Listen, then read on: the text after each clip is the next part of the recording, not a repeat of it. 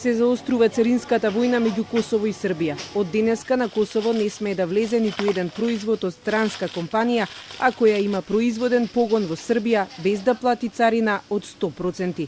Двојно поголема цена ќе се плаќа за Кока-кола, Туборг, Дукат и Гемалто.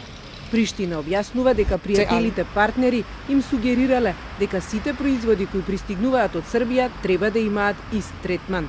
За новата царинска најава, Белград вели дека е безпредметно да се води диалог, бидејќи топката сега е во рацете на Брисел и Вашингтон. Европската унија реагираше повторно дека со загриженост ја следат ситуацијата и апелираат косовските власти уште еднаш да ја преиспитаат одлуката за проширување на царините и на меѓународните брендови. За економските познавачи во Белград, новиот потек на Приштина е удар врз европските вредности. Сметаат дека сепак постојат механизми со кои би можело да се влијае за Косово да ги укине царините.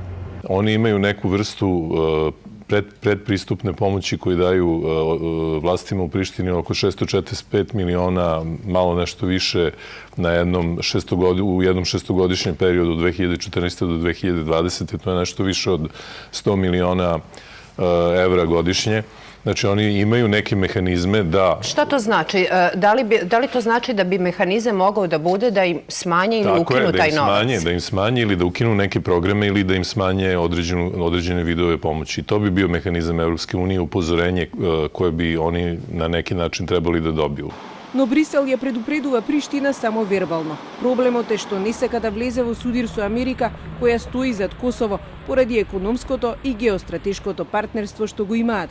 Косовските власти остануваат глуви и покрај повиците да го променат ставот, за кој објаснуваат дека е одговор на агресивната кампања која Србија ја води кон Косово.